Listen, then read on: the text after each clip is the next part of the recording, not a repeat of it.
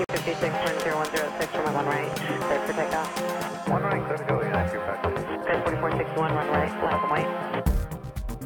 Hey everybody, and welcome back to Flightcast live at PDK here in the Epps Aviation hangar for Warburg Weekend in Atlanta, Georgia. Mark, Hey, this is our last one. it's our last one. We're winding down. It is hot as blazes out here. It is. And it's just humid. So it's energy sucking, but we are going to continue on for one more episode. It's going to be a good one, and I just want to remind everybody that this episode and the other ones today, all weekend, have been brought to you by Flying Development Studio, the maker of the mobile flight simulator Infinite Flight. So we want to thank them again for their huge support, and we have one more podcast tomorrow, and that is with the staff and developers of Infinite Flight.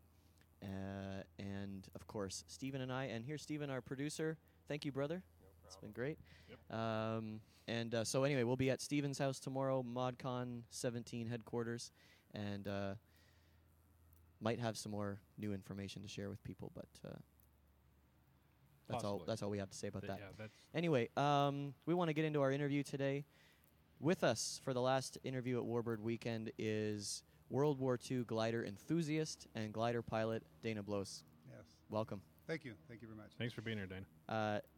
So Dana, we want to just learn a little bit about, first of all, what got you into aviation in the first place. Aviation. Well, I've loved aviation from the time I could walk. I grew up as an Army brat, and then ultimately I went into the Air Force. But seeing the helicopters, seeing the aircraft, they used to have fantastic Armed Forces days, and that just really, I guess, always got me plugged into it. And anything that had to do with aircraft, I wanted to be around as a kid. So when I got to be a bigger kid, I decided, you know what, it's time I want to learn to fly. I had seen a commercial. It was a retirement planning commercial. They were flying gliders in it. And I said, you know what, son of a gun, that's what I want to do. So I told my wife, I said, because you have to ask permission from your wife because you're going to spend some money. So I asked her, I said, what's your life's dream? And she told me, I said, well, mine's always been I wanted to learn to fly. And I think I'd like to learn to fly in gliders. It's less expensive to learn that way. They say you'd be a better pilot if you learn in gliders.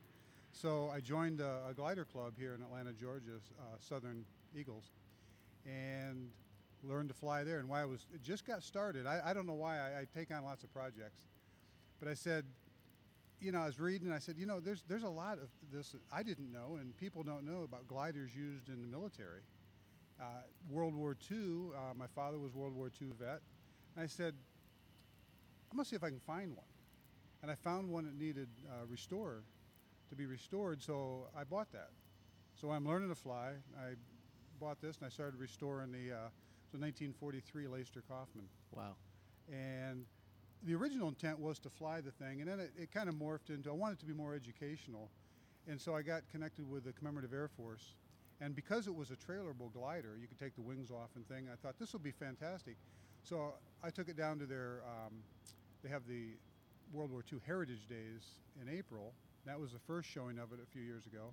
Then they asked me to participate when they started the Warbirds Weekend. And so we've been doing it here, and we've put thousands of people into this glider. And so it was restored in such a way, another guy from our club, Mark Blose, he totally recovered it and painted it. He has that business. And so just started putting people into the glider, and you just never know who you're going to touch by going in there. But it also, the kids are in there, they just want to pull the levers and yank the knobs and see what they can break. But the parents were generally interested in, I didn't know they had gliders in World War II, to people saying, my dad was a glider pilot, or my mother witnessed that accident in St. Louis where there was a general officer and some others that were taking a test flight at the factory, and they crashed and they all got killed. She says, my mom was there. Oh, wow. Wow. So it's really just kind of blossomed. It's really, truly just been an educational, informational thing. And it just, anytime I can talk about it, I like to talk about it. And here we are. Yeah. Okay. So you've joined the glider club, and have you flown airplanes at all, or is the gliding where it stops? I would get into planes and with friends, and they'd let me fly. I thought I knew what I was doing. I flew radio control. But the first time you sit down and somebody says it's your plane, you find out what you don't know. Yeah, sure. And gliders were just amazing. I don't know if any of you have ever flown in gliders, but the first sensation is, I mean, it's much more quiet, especially once you release. But your first landing is going to scare the heck out of you because, you know, you're always at least, 3 or 4 feet off the ground in almost any airplane. In a glider, you're on that single wheel, which Right. is just about at Yeah. your rear end. And when you land, you swear to God you're 6 feet underground coming in. You're just waiting for the hit. And then they just grease it in, and it's just nice and smooth. Yeah. So what was it that appealed to you about flying gliders the most? Well, you know, they flew a little slower. It cost a lot less. I was looking at it from a cost standpoint, too, 'cause Okay. I still had girls in college. Yep. And there was competition. You know, it's one of those things that you can fly. You know, in our club, there was people learning to fly in their 70s. Oh, wow. And, you know, because it's a little bit slower flight, so that's something you can take into real old age. You know, it was unique, I guess, and that's what appeared. And quieter as well. Much quieter. Yeah. So I'm sure it's a peaceful sensation to be soaring around. Well, you know, my first solo. So you've been doing this with an instructor, but it's very, I guess it's almost spiritual. When you pull the release, it's kind of like you've cut your umbilical cord. That was your safety net. That was your engine that was towing you. And you pull that release, now you're on your own. And you really think about that, you know. And it's amazing the wave of emotion that hits you at first because that's something you wanted to do and you finally soloed. But Yeah. you're actually pulling a lever and now you are soloing. Yeah. That was Awesome. awesome. So what attracted you to these World War II gliders? Actually, first of all, let's just explain what the They didn't World make War all II the glider- noise like what's going by right now. Yeah, I don't know if our viewers can hear with these microphones, but we've got a lot of warbird action happening outside. What were the World War II gliders, and what were they used for? Well, in World War II, they used them to part of the airborne, and that was to bring troops behind the front. You know, typically you'd parachute behind.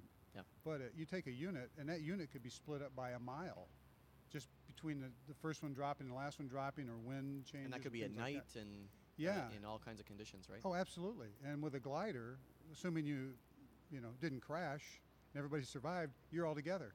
Yeah. But also in the gliders, they could also take like a Jeep, or they could take artillery pieces and things like that behind lines. Okay. And what got you interested in it? Well, as I said, I was kind of thinking maybe I'd do this as a memorial to my dad, or just to honor him a little bit because he was a World War II vet, and really for all the vets.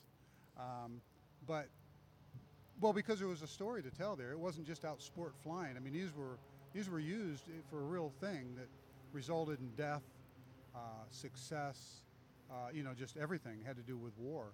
And most people didn't know about them. So I said, you know what? That's what I want to get interested in. I mean, why go down the trail when there's experts and everything else, but there's only a few, with this military glider, and I really find that when I'm putting people in the plane, talking to people around the plane, by far, most people don't know that they had gliders in World War II. I actually didn't know until I did a recording with my grandmother for our 50th episode, and I wanted to learn more about my great-grandfathers. My grandfather flew the Short Stirling and the Lancaster bomber, both of which they used to tow these World War II gliders in Canada. They didn't use the same airplane in the United States, but what was it that they... Well, they used the Horsey, the English, and we flew the CG-4. Okay. What was it that... there was another one, wasn't there, that we learned about earlier today? Anyway, it doesn't matter. Yeah. But anyway, so it's nice to make this connection because Mark and I were both doing research on these gliders, thinking, man, okay, we both sort of knew that they existed, but didn't know enough about them. Yeah. But they're crazy. They had nicknames like the Flying Coffin or the Tow Target. And so anyway, how instrumental do you feel like these gliders were in big battles like the invasion of Normandy and things like that? Well, and just before I comment on that, you were just calling them the Flying Coffin and such. Yeah. The glider wings, as you can see, it had the G in the middle. Yeah. But people thought that was for glider. It came to be known for guts. Yeah, no Because kidding. it took guts to fly into battle in a glider. Yeah, yeah. So how instrumental were they? They weren't the program that they thought they'd be. And I'll step back a little bit. The Germans, after World War I, could only fly non-powered aircraft, so they got really good at gliders, and they had a couple really successful missions in Belgium and some others. And so Hap Arnold thought, wow, this is something we have to have. I mean, they have it; it must be good, so we need to have it. As he was getting it off the ground in Italy, it was successful for the Germans, but the glider component of it, I think, was a catastrophe. Yeah. But Hap didn't know about that. He just kept going forward and, trying to put together this program, which we did. So how successful were they? That's hard to say. What is the turning point in any battle? But, Sure. They flew in, took out some bridges. You got some equipment behind the enemy lines. But don't forget now, we were going in to attack those people who designed the use of gliders in the military Right. war, and they put up things like they called it Rommel's asparagus, which we pointed poles aimed at the direction they would expect them to come from, and it looked like an asparagus field. And they'd fly in, and it'd just tear hell out of the gliders Oh, okay. when they came in there. So it was, a high percentage of these gliders crashed and people got killed on them. Yeah. It was more of a controlled crash than a landing, actually, because of the hedgerows. They get confused sometimes coming in over hedgerows. I guess in France and in England, the hedgerows are different heights. And so, what you perceived you were coming into was totally different. Right. Well, it's you're hard to coming- tell, especially if it's inclement weather or dark Well, or that's whatever. the other thing. They come in at night a lot, the inclement weather. It was just, Because the idea was to be stealth, right? This is before Exactly. this is before stealth aircraft, so they're trying to get in there in a sneaky way, and a good way to do that is at night. And they didn't have a beautifully lit runway like we have out here. no, they so didn't have the autopilot. They didn't have the No. GPS. They didn't have anything that we take for granted today. Mark and I were talking about this earlier, and we're just saying, man, what a nutty thing to do, to fly into battle in one of these things. So you're right; it would have taken a lot of guts. I read. I'm just going to read a note that I had here.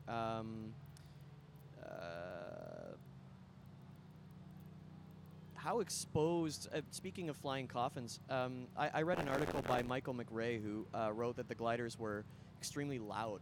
Firstly, because they were being towed by C-47s, which is what he wrote in here, and secondly, because they had no insulation. How exposed were these pilots to enemy fire and the elements? And You'd have been things like safer in a coffin. that? Yeah. Okay. Well, think about it. They've got some tube frames to hold the primary, to give it the rigidity. Then there was a lot of wood forming it up, covered with like canvas. Right. So from the noise standpoint, Walter Cronkite, he flew in as a journalist in a glider, and he said it was like sitting in. If you could sit inside of a drum, he said that's what it felt like, because of the buffeting of the wind on that canvas.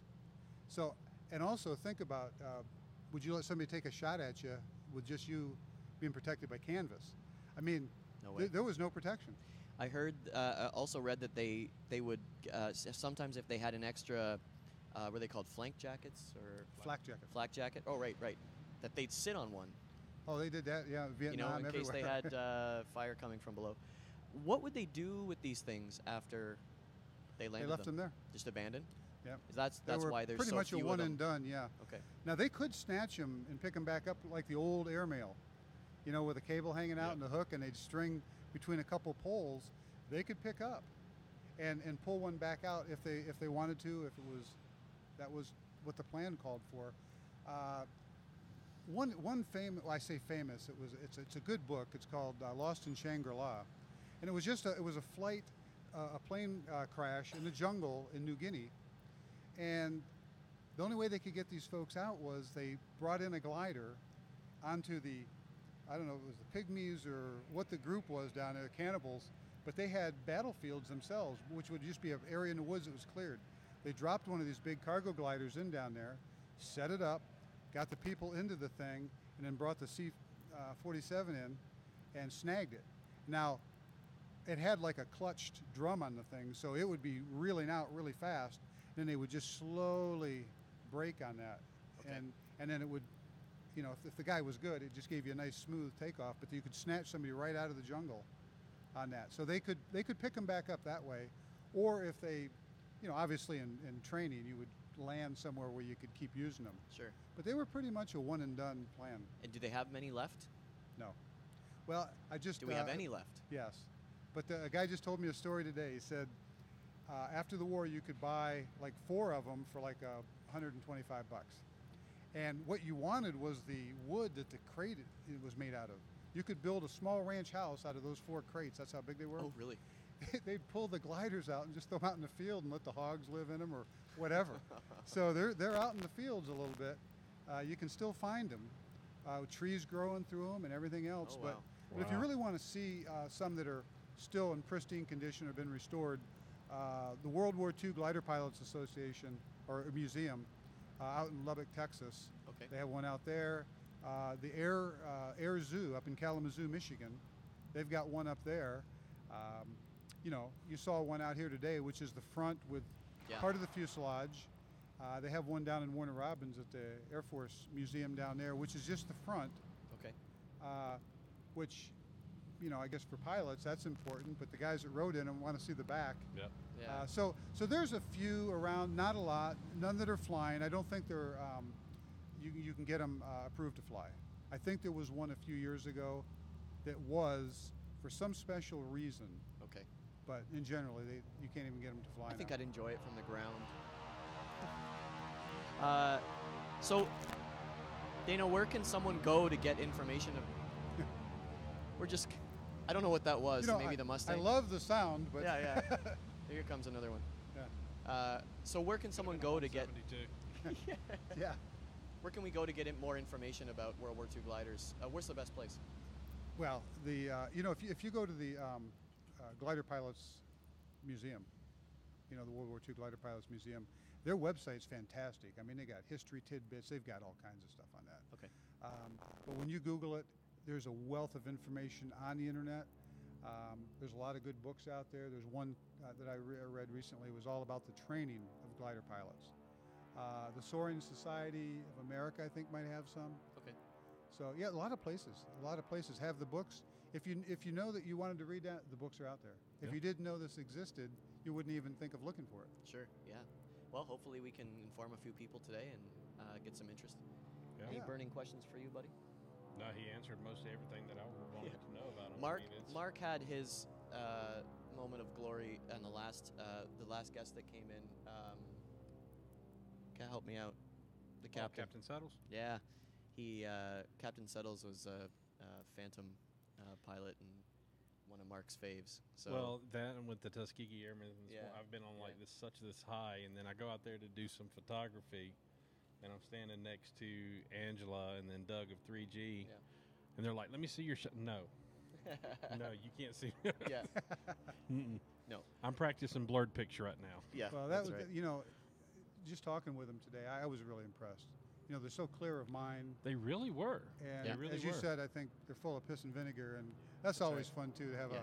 a vet be that way. Oh Yeah, man, they were cracking us it up. was great. And last year Jimmy Doolittle's co-pilot was out here, the last survivor. Wow. Still, last year. I don't remember that. We were, but we were only here for like 2 hours.